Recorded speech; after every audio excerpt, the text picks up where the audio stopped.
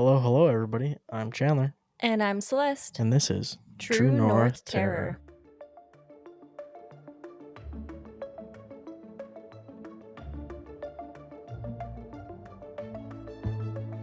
Welcome back to another episode. This was supposed to be the last episode, but we had some technical difficulties, so had to pivot and upload the other recording that we did. This is why we always do doubles. Exactly, just in case something happens. But you guys got to be blessed with a bear attack, and yeah, it was a interesting episode, and there was literally just another bear attack in Alberta. So Yeah. It's bears. well, they're getting ready to go to sleep for the winter, Yeah, so they're more likely to You have be to a little be bit more aggressive. bear smart right now. Yeah, for sure. If you're in grizzly bear country, especially. That's great. Is that guy okay? Did he die? He didn't die, Oh, but that's good. I mean, not yet, I guess. I Oh, don't know. shit, yeah. He didn't die, but it does sound pretty serious. Oh boy. So, and there was like one a month ago in Cranbrook where he did die. Oh jeez. So it was very interesting summer for bears for sure. Craziness. I just realized now. I realized while I was editing, but I remembered now that the episode we're recording today would have been when we were talking about Halloween stuff. So that intro got cut, which Oh, okay. So let's Kinda talk about sucks. Halloween stuff. yeah. So it's what? It's November 6th? Yeah, it's November 6th when we're recording this. So we're a few days removed from Halloween. That's okay. We can recap. It's still Halloween season in my books. It's Halloween season until Remembrance Day for me. Yeah, we are recording at my house tonight. Yeah. Because my husband has things to do. So we're recording here tonight. We didn't have any other day that worked this week. But yeah, Halloween was great. It was a good time. We did some trick-or-treating. We eventually had some pizza. And I have never. But backstory. We had like a bit of a, not even a Halloween party, but Halloween get together at our parents' house. We went trick-or-treating with one of my friends and one of her kids, and then everyone else kind of hung around and watched the Blue Jays game. And we're like, okay, let's just do something super easy. We'll get pizzas. And our mom was like, no, we should not order pizza. We should just get frozen pizzas and make them. It's going to be way too busy to order Yep. pizzas. And dad's like, no, like that's too difficult. There's gonna be too many pizzas. We'll be cooking for hours. We'll just order pizzas. So he ordered pizza at like 5 o'clock. Yeah, like 5 o'clock, and it said 45 minutes. And we're like, okay, perfect timing. We can go out and trick or treat afterwards. And then I showed up at 7 and the pizza still wasn't there. yeah, and like if you've ever been around our dad, you know he's like the obsessive person that watches his skip app the entire time to see exactly where they are driving. Yep. He was so stressed. I was like, hey, I need to go trick-or-treating because first of all, my kids are getting tired. Second of all, my dad is very stressed out right now and I need to leave. Owen went out and got pizzas because it still wasn't there at like after 7. Yeah, I don't think the pizzas showed up at what? It was like 8:30 or 9? Yeah. It was crazy. Yeah, and mom went outside and she was like, "These pizzas shall not pass." Yeah, please take them back. We don't want them. So that was our pizza story, but it was good. We did some trick-or-treating. Leading up to Halloween, I went to my first like theatrical haunted house, which was fun. Went with my cousin Taryn, my husband Owen, and his best friend Rylan, and it was really fun. I actually enjoyed it more than I thought I would. And we're already talking about what one we're going to do next year. You guys did Amazing Corn. It was a good time. Yeah, I already forget where I went. Terror. Something on 6th. Terror on 6th, maybe. I think that's what it was called. It was good. It was really good. It was about 45 minutes to get through. I definitely recommend the Fast Pass or whatever it was called because we were in and out within like our time. We went for our time block, started like 15, 20 minutes after got through. And when we were leaving, the line was like, I bet you at least 3 hours last year. Holy, Yeah, like last year, Owen and Rylan waited for like 2.5 hours, I think that's they said. crazy. Like, absolutely not. No thanks. Um, Fast pass. yeah, fast pass. It was like an extra $10. Worth it. Yeah, especially when it's like cold, like it is here. Yeah, no. Yeah, Cold we is. got our first snow today. Yeah, It wasn't really snow, I but jinxed it. I kept saying, like, I was doing some work with customers, and it's not often where I have to talk to the customers very often, like all day. mhm. But I was like seeing different customers all day the other day, and I was like, I don't know the last time in my life where there wasn't snow on Oh, October Chandler. 31st, and now it snowed today. Yeah, so Whoops. anyone that's upset about it, hit up Chandler. It's November. It's almost the second week of November. Okay, but Never in my life has it snowed this late in the year. I don't think that's true. You know how I know this? Because it's the Brandon Dog Show this weekend, and any of my friends listening that do dog shows, it's the first snowstorm every year for Brandon Dog Well, Show. even like a little dusting.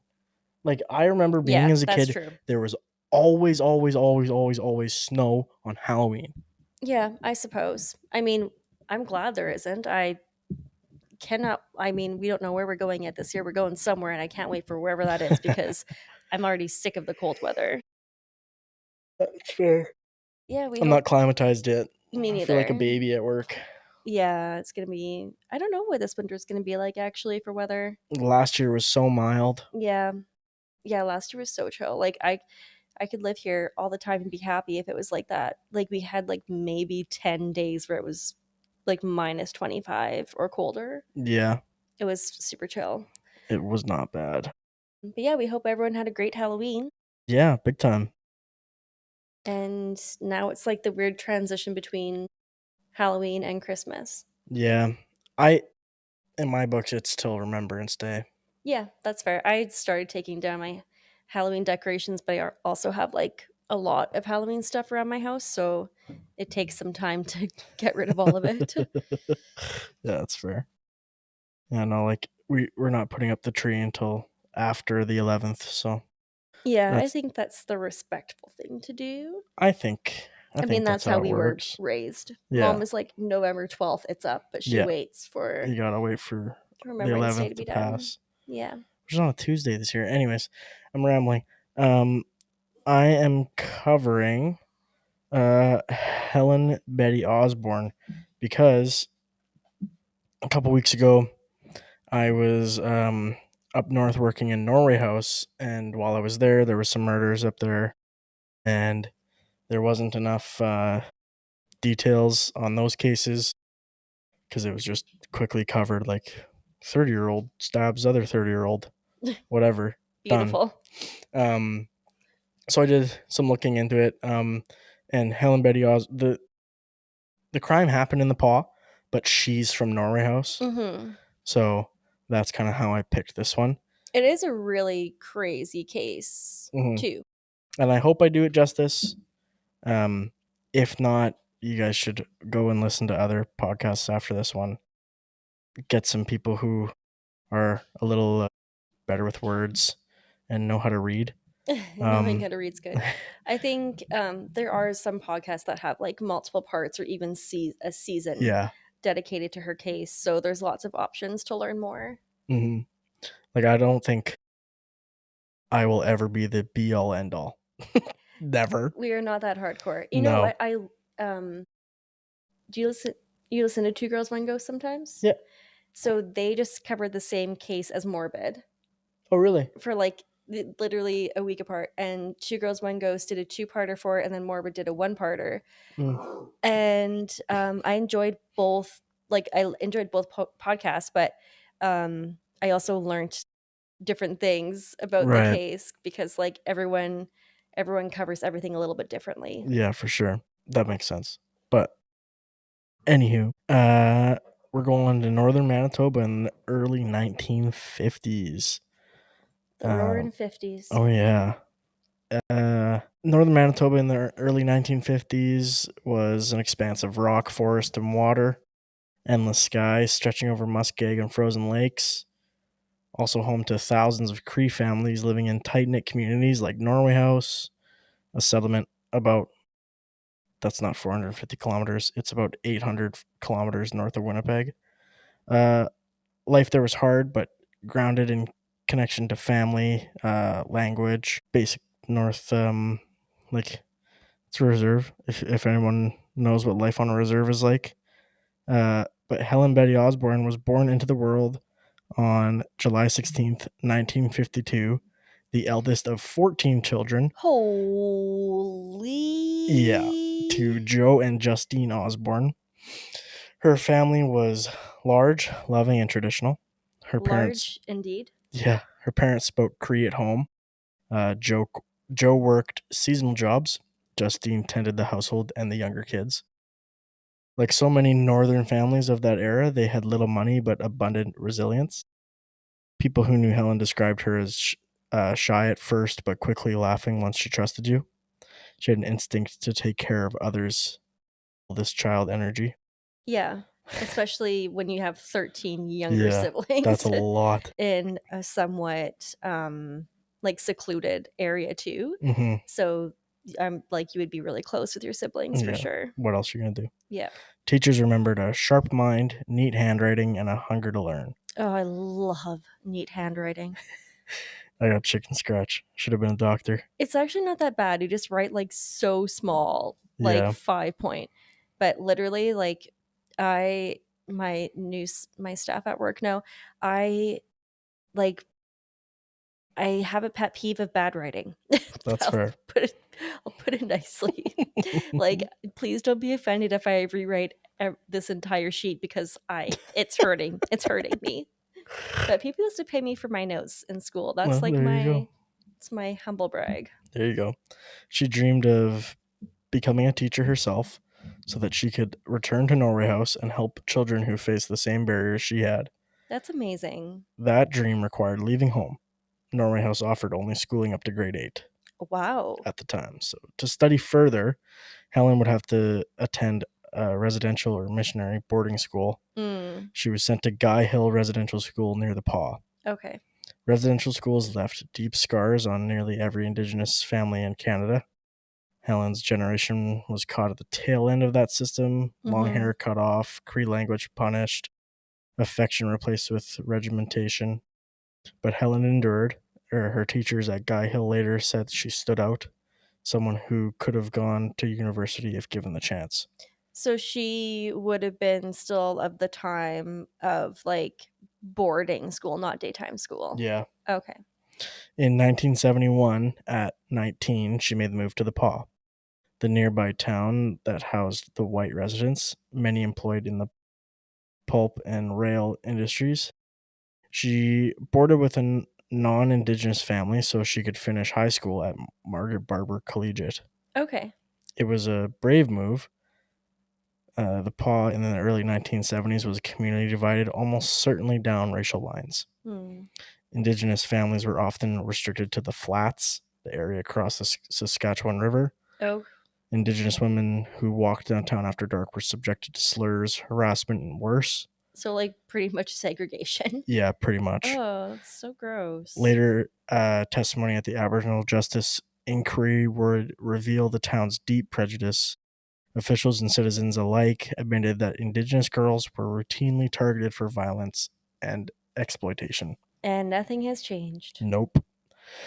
Helen likely knew some of that, but she was young, ambitious, and determined. She Well, kept, and like what she's just gonna stay like she's never gonna graduate high school and just yeah, stay like and she she's got a dream. didn't really have a choice No, if she wants to better herself. exactly. She kept her focus on graduating, on someday teaching back home. Friends said she loved music and laughter. She was known to hum while she studied. That autumn, the North turned to ice by November 1971. Temperatures in the Paw dropped well below freezing each night. The snow arrived early that year, covering streets in white silence. Helen continued to attend classes, living quietly, writing letters to her family in Norway House. None of them could have imagined that winter would take her from them. Hmm. Day, November 12th, Oh, 1971, we're close to that. 6 days. Yeah. The paw was buzzing. The weekend had arrived, and in the small, isolated town, that meant bars, the Hell pool yeah. hall, and the long nights cruising the main drag.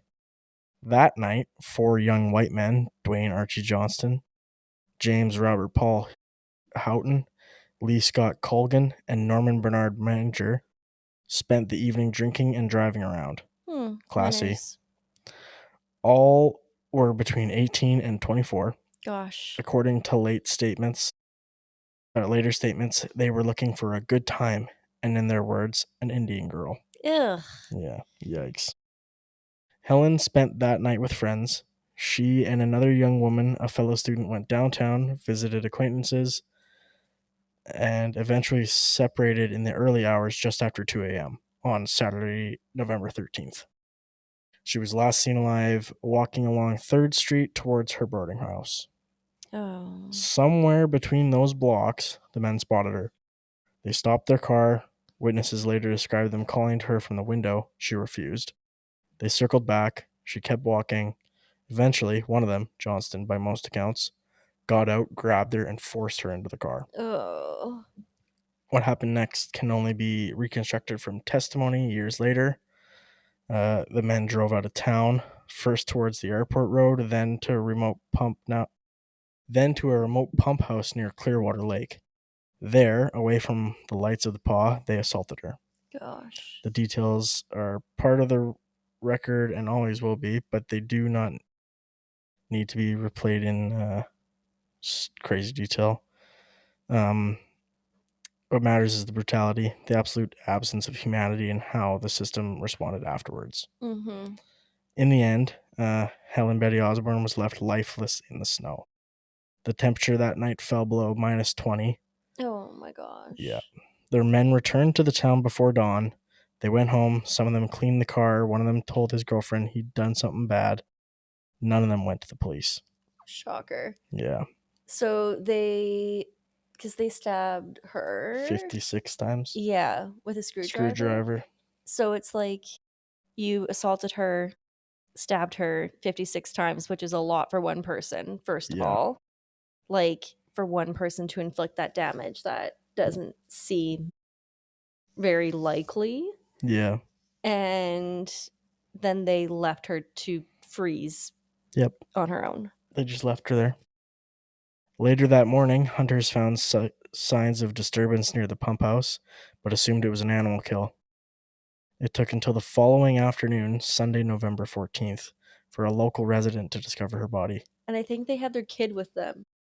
Oof. Yeah, I'm pretty sure that it was like a trapper or something, but they had they were like out with their kid, like a young, like a 13-year-old or something. Jeez. I don't remember exactly, but they found her dead. That's brutal. Like, that's terrible. The scene shocked even seasoned officers. Her injuries were catastrophic. The footprints around the site told a story of a struggle, of someone who tried to fight back. By Monday, the paw was buzzing with rumors. People knew who had been out that night. Names circulated quickly. But in a town where Indigenous victims were rarely treated as victims, those rumors went nowhere. Yeah, perfect. Helen's family in Norway House received the call days later. Her mother, Justine, traveled to the paw to identify her daughter's body. She would later say that she could barely recognize her. I was going to say, like, with all of that damage done to her, like, you would barely even be able to recognize them. Oh, it's terrible. Yeah. In communities across the north, the news spread like wildfire. I meant wildfire. Coldfire. Coldfire. That's weird. The For best many, kind. it was confirmation of what they already feared, that an Indigenous woman's life could be taken and nothing would happen. Yeah, and everyone would know who did it, and still nothing would happen. Yep. At the time, no one could have predicted that it would take 16 years for anyone to be charged. That is And that insane. even then, only one man would ever serve time. Yeah, and not enough. Nope. When police from the PAW first arrived at the pump house site on November 14th, 1971, the crime scene was already compromised. Word had spread, local people, including children, had wandered through the area. Oh my god. Yeah, the body had already been partially covered with snow, and crucial evidence would be lost forever. RCMP reports later described the investigation as inadequate at every level. Officers failed to properly photograph or preserve the footprints. They didn't immediately seize nearby tire tracks or search the area for personal items. Forensic labs in Winnipeg were backlogged, and the small town officers weren't trained for homicide work of this scale. So they were like, "Yep, that's a dead body. Pack it up. What That's are it." what are we gonna do? Yeah. Those footprints don't look relevant. Yeah, footprint prints. Despite those failings, they did find clues: a broken liquor bottle, tire impressions, and shoe prints. The autopsy confirmed that Helen had been stabbed dozens of times with multiple weapons. Ugh. There were signs of both blunt force trauma and defensive wounds, and yet almost instantly, the investigation began to stall. Oh my god. It makes me so it makes me feel so just like such a deep sadness thinking about people having their last moments in complete terror like that. Yeah, it's awful. Officers interviewed dozens of residents over the next weeks. Within 10 days, names began to surface. Oh, I hate yawning. Johnston, Houghton, Colgan, and Manger. All four had been seen drinking together that night, but when questioned, they denied involvement, and the officers accepted those denials without pressing. Oh, perfect. They're like, yeah, sure. Nah, you good old boys. Yeah, you're white. You're fine. Nah, you're good. By early. Oh, shit. No. A local mechanic even reported that one of the men had brought a car in for a hurried cleaning the next day, saying it had gotten dirty out by Clearwater. Don't be suspicious. Don't be suspicious. Like, he's like, That's just self-report. Police took note but didn't follow up for months. By early December, the trail had gone cold. Helen's funeral was held in Norway House under heavy snow. Hundreds attended. The families buried her in the frozen ground of her home reserve. Her dreams of becoming a teacher ending where they began. Back in the paw, life went on. The case slipped quietly into the background. The files gathered dust for years. gosh. Like, how does an entire community not demand answers for something like that? Yeah. Like, who cares what your race is? Someone was still brutally assaulted and murdered Yeah. in your town. Like, would you not want those people to face justice? Like, you should be pushing. You'd think. Jesus. You're making me yawn. Sorry. In the 70s, the 70s in the paw were not a place of justice for Indigenous people. The community itself was split literally by a bridge, socially by race. Indigenous residents who crossed into the white downtown described daily harassment from both civilians and police. Ugh. The reality would be confirmed years later by the Aboriginal Justice Inquiry, the AJI, which found that the murder of Helen Betty Osborne was the product of indifference, apathy, and racism. But in those early years, it was more than indifference, it was active avoidance. Yeah, like, that's not just turning a blind eye. That's like actively ignoring Mm-hmm.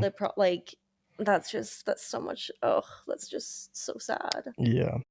Police had identified suspects, yet the Crown Attorney's Office declined to pursue charges. For why? Yeah. The reason was simple. They doubted they could win a conviction with only Indigenous witnesses. The phrase appears chillingly in old memos. Meanwhile, the men suspected of the crime went on with their lives. Some left town, some stayed, they worked, raised families, and were known around the paw as ordinary citizens. Helen's family kept asking questions. Her mother wrote letters to the RCMP and Manitoba Attorney General, begging for updates. Responses were vague and dismissive. No new developments at this time. For 16 years, that was the answer. Over that time, the world changed. Canada moved into the 80s. Indigenous activism began to gain ground. Residential schools began to close. But for the Osborne family, the wound remained open. There were moments where the silence cracked. In the late 1970s, rumors resurfaced after one of the suspects, Lee Colgan, began talking while drinking. Ooh, see, if you're gonna do crime, do it alone. Yeah, Like, it's, you know what? You can never rely on everyone to keep their mouth shut. no, Bad criminal 101. If you're gonna do crime, do it alone. yeah. Some in the town knew what had happened, but no one was willing to go to the police. In 1983, RCMP Sergeant Bob Urban took another look at the file. Urban, unlike early investigators, was persistent. He began quietly re interviewing witnesses and tracking down old statements. He was like, you know what? This seems solvable. Yeah, it took him years, but he started to build a case. In 1986, a major break finally came. Colgan, racked with guilt, or perhaps fear, confessed. He told investigators the full story, how he and his friends had driven around the paw, how they forced Helen into the car, how the assault unfolded, and who had done what. His confession implicated Johnson as the ringleader and Houghton as an active participant. Manger, he said, had stayed back in the car, too afraid to intervene. Okay, sure. Too afraid to intervene, but also you still never called the Yeah, cops. come on now. Yeah, like, no. With Colgan's statement, the RCMP finally had enough to move forward. On December 22nd, 1987, 16 years after Helen's death, Dwayne Archie Johnson and James Robert Paul Houghton were arrested and charged with first-degree murder. Good. Lee Colgan was granted immunity for testifying, and Norman Manger was never charged. Yeah, like, I hate immunity deals, but also I understand them if that's like the only way to get justice for Yeah. someone. The town of the Paw woke up to find. Jinxie says, He's hello, is this thing loud. on? He's loud. Woke up to find its buried secrets suddenly exposed. For many residents, especially Indigenous family, it was vindication. For others, it was a reckoning. The trial of Dwayne Johnson and James Houghton began in December 1987 in Winnipeg, far from the Paw, because of the fears of the local bias would make a fair trial impossible.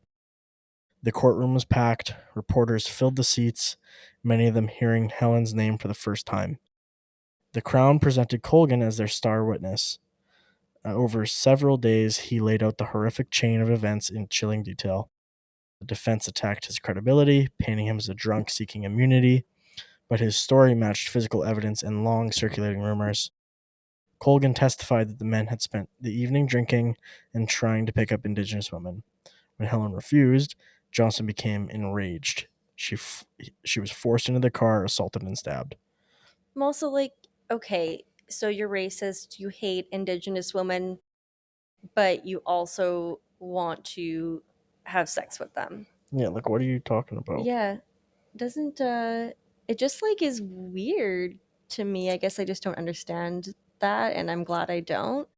But like, why are you actively going out looking for an Indigenous woman to have sex with Yeah, if you hate them so much? Like, hate them enough to do that to them? yeah, people are stupid. I lost my spot because I was busy petting the cat. I know, he's so cute. He's such a good kitty. He's so Colgan good. claimed he tried to stop Johnston, but was threatened into silence. The courtroom heard evidence of the men's statements in the following days. Houghton had told a friend he'd done something terrible. Johnston had joked about it while drunk. Gross. After weeks of testimony, the jury retired to deliberate. They returned with a split verdict. What? Dwayne Archie Johnson was found guilty of second-degree murder. Okay. James Robert Paul Houghton was acquitted. Okay. The judge sentenced Johnson to life in prison with no parole eligibility for 10 years, the Okay. minimum allowed under law. Yeah, but also he lived like how many 16 years years? of getting away with it. Yeah, like he's just lived the last 16 years living his life, doing whatever Yeah, he wants as a free person. Like, and we're gonna give him the minimum? yeah, that's a little ridiculous. Colgan walked free under his immunity deal. Manger was never charged. For Helen's family, the verdict was bittersweet. After 16 years, there was at least one conviction, but only one man would serve time. Justice, when it finally came, felt partial. Too late, too light. Yeah, absolutely. Sounds like a trend. Yeah, like that's Canadian yeah, law. exactly. But like that's not nearly enough No. Johnson's appeal to the Manitoba Court of Appeal was dismissed in 1988, and the Supreme Court refused to hear it in 89. He remained in prison, serving just over a decade before being granted parole. Ugh, When he was released, there was no public record of remorse. His release made headlines in northern Manitoba, reopening wounds that had never closed. because he did not feel bad. No, piece of shit. Also, can we discuss that you've been summoned for jury duty twice now? Yep. I cannot get over this. I've told everyone I know. So one was about 6 years ago. Yeah, like I feel like you were fresh 18 your first one. I was 19. Okay. So it was, 6 years because I'm turning 25. Literally what the hell though? Like what do I have to do to be summoned? I don't know. Like why do you ran like mom's been summoned before too. I don't know. So weird. I got exempted because I can't afford to miss work for an Well, undisclosed and amount of you're in time, school. and I'm in school at that time, so Yeah. it's just not going to work. So I am not going to jury duty. Oh well, third time's a charm, I guess. You'll get summoned again. We'll see. I'm gonna go and be like, I'll yes, I'll I'm give it Chandler. I'll give it to her. Yeah. Like, hello, yes, I'm Chandler. I'm here to report for jury duty. Even then, Helen's case still wasn't over. The Manitoba government launched a formal Aboriginal justice inquiry to investigate how such a miscarriage of justice could happen in modern democracy. Yeah. Well, it hasn't gotten any better. It would expose the systemic rot beneath Helen's story and force Canada to look in the mirror. In the night, Still looking. the 1980s were supposed to be an era of progress, but in northern Manitoba, progress had come too late for Helen Betty Osborne. Mm-hmm. Her case had forced the province to confront its own conscience, and that reckoning arrived in 1988 when the AJI was launched by the Manitoba government. The inquiry was co-chaired by two men who would later become central figures in Canadian law, Justice Alvin Hamilton and Justice Murray Sinclair. Sinclair, who would go on to chair the Truth and Reconciliation Commission decades later, was the first Indigenous judge in Manitoba. Wow, that is really cool. From the outset, the tone of the hearings was somber. Families, community leaders, and witnesses gathered to tell their stories. For many, it was the first time their voices had been given any weight in a formal setting. Mm-hmm. The inquiry lasted 4 years, traveling to communities across Manitoba. But its beating heart was the story of Helen Betty Osborne. The commissioners heard from police officers who admitted that racism had been rampant in the PAW. Indigenous witnesses described years of intimidation and neglect by authorities. One said plainly they didn't care about Helen because she was Native. Oh. The sentiment became the spine of the final report released in 1991. The report was massive, over 1,700 pages, Oh my god. and it didn't mince words. It concluded that Helen's murder was preventable, Yes. and that society, through indifference, racism, and apathy, allowed this tragedy to happen. And not only was it preventable, it was completely ignored. Yep. The inquiry called out not only the police, but the Crown prosecutors who refused to act. Yes. The community that protected her killers, and the institutions that treated Indigenous life as disposable. Mm-hmm. It was the first time a Canadian government body had so explicitly linked systemic racism to a single criminal case. The inquiry made 296 recommendations, ranging from better police training and Indigenous representation in justice systems to cultural education in schools. Wow. In the 90s. That's crazy. And like to think like she wanted to make a change for her community and give back to her community. And it's terrible that this is the way that it had to happen. But like did. There was an She did impact. instill some change for sure. Some of these recommendations were adopted, most quietly faded into bureaucracy. Yeah, that sounds right. Yeah, it sounds like, you know. Yet the emotional power of that report couldn't be undone. It forced Canadians to look at themselves differently. Justice Sinclair later said Helen Betty Osborne's name became the mirror of our failure. Hmm. Every time we said it, we had to face what we didn't do. For the Osborne family, the inquiry was both validation and torment.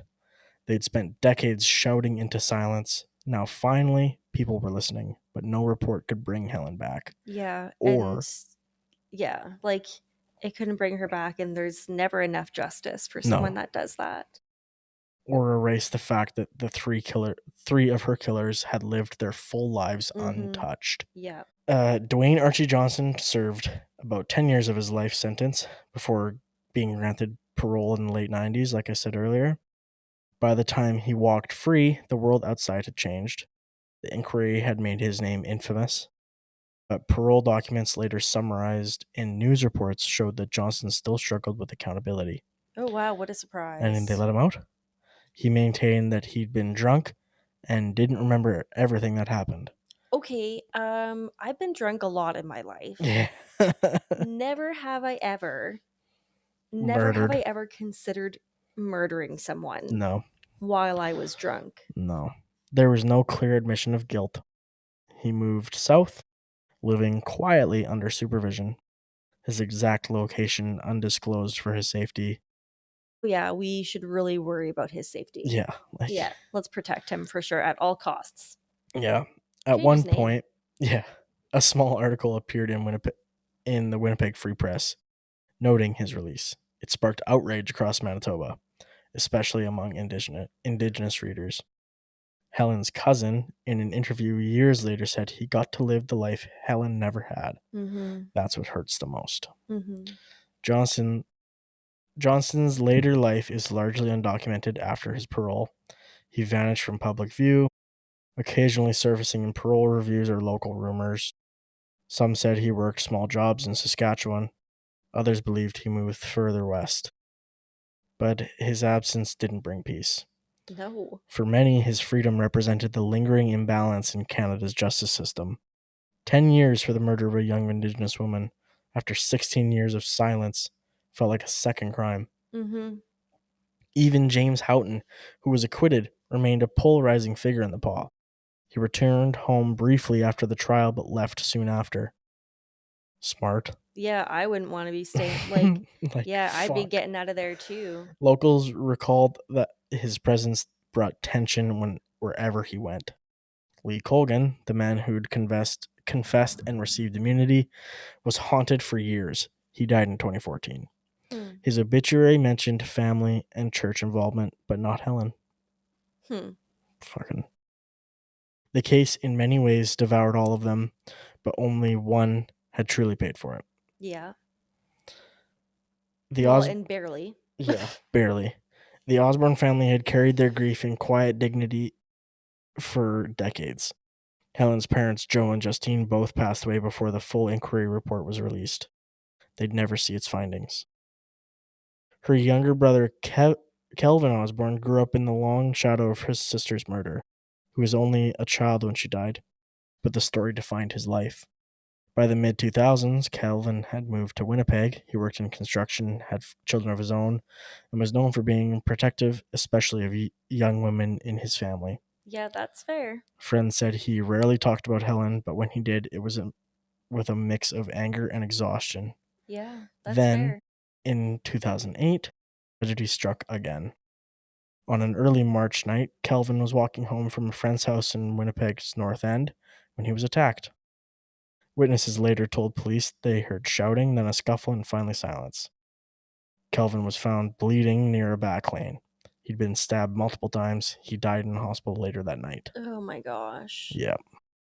Police quickly arrested a 20-year-old man named Christopher Halderson, who was charged with second-degree murder. The case made headlines not only because of Kelvin's death, but because of who he was, Helen Betty Osborne's brother. In interviews, family members said it felt like history repeating itself. Another senseless act of violence, another Indigenous life taken. Kelvin's funeral was held in Norway House, the same cemetery where Helen was buried nearly 4 decades earlier. Reporters who attended said the mood was heavy with disbelief. Helen's niece spoke through tears. It's like the snow never melts for our family. Oh, Yeah. Halderson later pleaded guilty to manslaughter and received a short sentence. The outcome again felt cruelly familiar. I'm How the sorry. fuck do you get manslaughter when Manslaughter? you stab someone? Yeah, like, If you stab someone, you have intent to kill. yeah, That's that not is manslaughter. crazy. That's crazy. Oh my You're not gosh. stabbing someone to hurt them. You're stabbing someone to kill them. Yeah. Change my mind. No, Like, second degree, like manslaughter to me is you killed someone with your vehicle. you got into a bar fight, you didn't realize punching him made his brain bleed and he fucking died on the floor. Yeah. That's manslaughter. Yeah, like you actively Like, you stabbed didn't someone mean to. several times If and left you them to die. assault someone with a deadly weapon, that's not fucking manslaughter. No, that's so fucked. That's ridiculous. Was that a plea deal? Yeah, Oh, pleaded okay. guilty to manslaughter. Crazy. The Osborne family's pain had become generational, an echo of a system that still hadn't changed enough. Years later, when Canada began to reckon with the missing and murdered Indigenous women and girls inquiry, MMIWG, Helen's name appeared again and again. She became one of the earliest cases cited as proof that violence against Indigenous women wasn't isolated, it was epidemic. And her brother's death underscored the reality that the danger extended to Indigenous men as well, through poverty, addiction, and over policing. Helen's legacy had become something larger, a symbol of what happens when a country ignores its own people. Oh my throat. Yeah, I that how the fuck, The manslaughter, I'm still trying to wrap my head around this manslaughter thing. like, how good was his lawyer to be able to get that plea deal for him? Like, and what, like, what did the crown not have that they felt that they couldn't get? Prosecute him to the fullest extent of the law. Yeah. Like, that's insane. Yeah. He's white. Probably.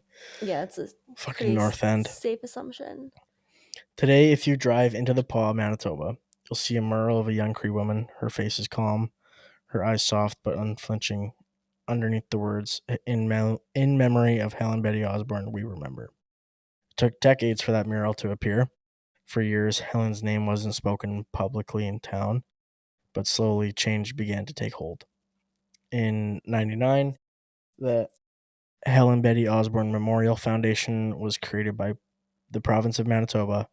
Its mission to provide scholarships to Indigenous students pursuing education, especially those studying law, social work, or teaching, the same path Helen dreamed of. Yeah. That same year, a new school opened in Norway House, the Helen Oh, Betty Osborne Inuit Education Resource Center. that's really cool. A state of the art facility serving more than 1,000 students, many of them Cree. The school stands on the same soil where Helen once played as a child. Inside, her photograph hangs near the entrance, a reminder of both tragedy and triumph. Every year on November 13th, students and teachers there hold a memorial walk. They light candles and carry her name through the snow covered streets. It's quiet, solemn, but it's also proud. I haven't been up there in November.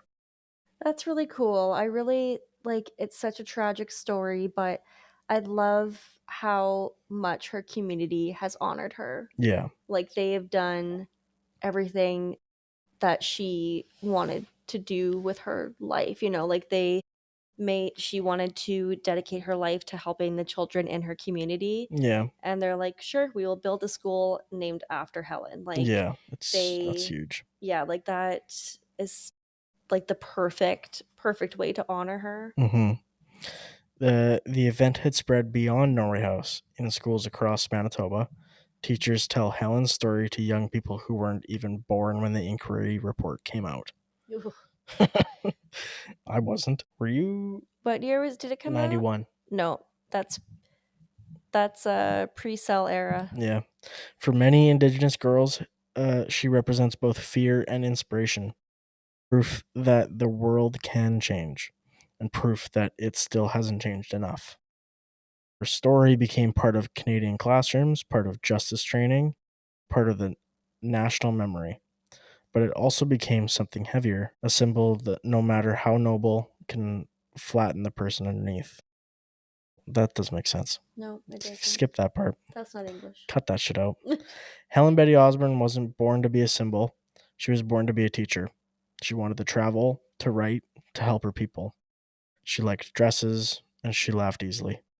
Her friends said she had a gift for seeing the best in others, even when she was treated with cruelty.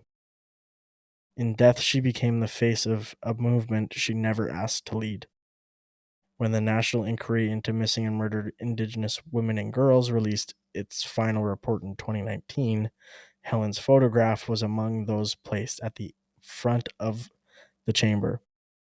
Her story was cited repeatedly as the turning point that made Canada begin to look inward decades earlier. The report's authors used the same words that Justice Sinclair had used nearly 30 years before: genocide. Mm-hmm. Not in the past tense, but the present. For every Helen, there were hundreds more, women and girls who vanished without headlines, whose cases never saw a courtroom, whose families never got the chance to speak before a commission. The Osborne's family courage, their insistence on being heard, made those future conversations possible. Justice Sinclair later said, "Every time we name her, we remind ourselves that justice isn't only about punishment, it's about remembering." What is this trying to say? When Helen Betty Osborne walked through the paw that November night, the air would have been filled with, what the fuck? I missed a line. That makes sense. There's something about snow that feels like silence. It covers what's underneath, buries the details, edges, stains. When Helen walked through the paw that November night, the air would have been filled with that kind of quiet. The sound that makes you feel small, the kind that hides everything but the wind. For 16 years, that's what the town did. It covered the truth, buried her story, and it waited for the noise to fade. But truth has a way of thawing through even the deepest winter. Man, I fucking don't love this one very much. When you look at Helen's case, it's easy to feel rage. The wasted years, the cowardice, the racism so ordinary that no one even called it that. But there's another layer to this story, a quieter one that's just as haunting. Uh, just the fact that it took so long, and it takes so long for a country to do anything. Mm-hmm. Yeah, Yeah, like our justice system is it's so broken. It's so messed up. And I don't I don't even it doesn't even feel fixable. no, You know, like the other day Wob said that like anyone that has like child pornography or makes it should like be buried under the prison, and people were like offended by that. To which I say, if you're offended by that, you should also be in prison, yeah, you should probably kill because yourself. anyone that harms a child in any way should never be released from prison. You don't get to have feelings No, about being offended. no, like that Fuck you. is, you do not deserve to be walking anywhere free if you Nope. hurt a child, or if you think that someone doesn't deserve the absolute worst for hurting a Yeah. child. On a similar note to that, for all the nerdy listeners out there, if you like Batman, there's this new comic called Absolute Batman, and a new issue just released where there's this group, which is the Klan, Okay. right? Like it's Mhm. the Klan, Yeah. and they're holding this rally and like terrorizing people. Okay. And like this guy is like going on around. He's like, I am true power. He's about to say white power, but Batman grabs his arm and snaps it in half, and then he kills a bunch of Nazis. Oh. It's the only time in recent years that Batman has broken his no kill rule, Yeah. and it's for the right reason. Yeah. He calls there's like a panel where they're like, you can't do this. We're humans. And he's like, no, No, you're you're not. roaches. Yeah. And you can only do one thing with roaches. And he pulls out a flamethrower and burns them to a crisp. Oh my It's gosh. awesome. And people Iconic. are offended. No. How can you be offended that racist white power neo Nazis are being killed in a comic book? No. Absolutely Sorry, do not. you have something to say to the class? Yeah. Would you like to say something to Batman? Yeah, and don't say it behind your keyboard. Yeah. Every hero, even villains like Magneto, would kill your ass. Mhm. Like, I don't understand how hate can be so prevalent. I'm also like, how is how is someone else's race or beliefs affecting you so much? It's crazy. Like, how is that affecting you It's so it's much? so Like, crazy. people that are homophobic too, it's like, how, what, Yeah. like, No. how, why does it bother you who someone else loves? How is that affecting you? It's It fucking is not. You're letting it affect you. You're letting it, like, it's beyond me. negatively fuel you, and it's doing nothing to you. Did I tell you that the other day our Instacart driver had a swastika on his car? No. Yeah. So I like made a report to Instacart and I said like that it was obviously super inappropriate and requested that they don't like deliver our stuff anymore. But yeah, I was like, and it was like big, like on the If I hood. saw a swastika on a car, I'd slash the tires. Yeah, it was like big on the hood and it was a black car with like, it was painted red on it. Wow. Yeah. That is that's Wild. literally like hate speech. Yeah. That is a hate symbol. No, it was And crazy. you It was can argue crazy. it's a Hindu symbol, it's a symbol of peace. No, it's not. It was taken by a hate group, and it will never be anything other than that. Mhm. People who try to argue that as like, okay, stop.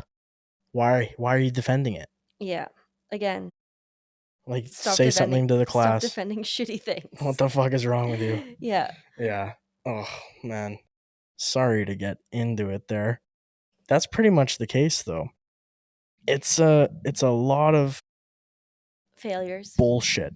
Mhm. Fails constantly, and even when there is recommendations on how to make it better, they still just kind of like sweep it under the rug. It's Like, so it's so it's hard infuriating. and like I get it. The crown's job is to prove something like without any reasonable doubt. Yeah. But I feel like what did they have against Calvin's murderer to Yeah, not be that's able to prove beyond me. that? That is beyond me. I have no idea. I'd be so curious to know because I just don't understand how that could not have been prosecuted. I thought the lawyer was good too good. I Who guess knows? so. That's pretty crazy. Well, you did a great job covering that. I hope you guys enjoyed it. I hope it wasn't too all over the place for you guys. No, I think that it was a lot of like honoring Helen and not focusing so much on like the people that did it to her. I think that you did a good job focusing on what has come from her murder, Yeah, which is important. I agree. That is the important part.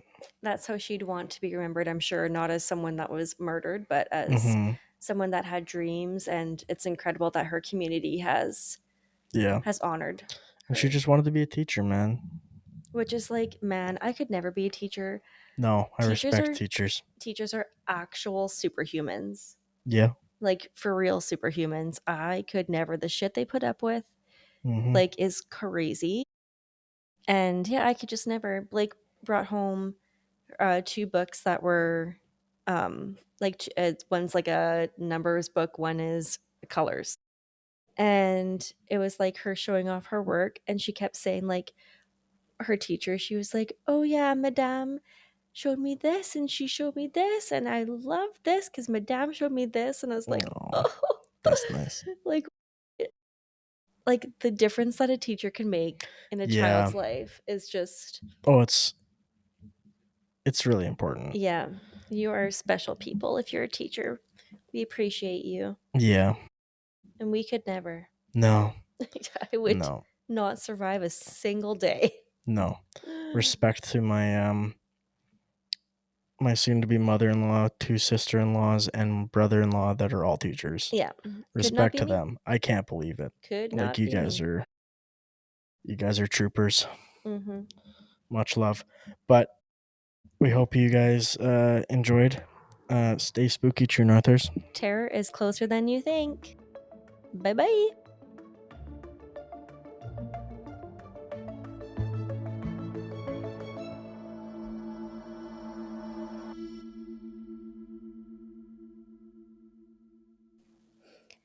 Thank you for joining us for another episode of True North Terror. If you like our podcast, please help us grow by leaving a rating and review.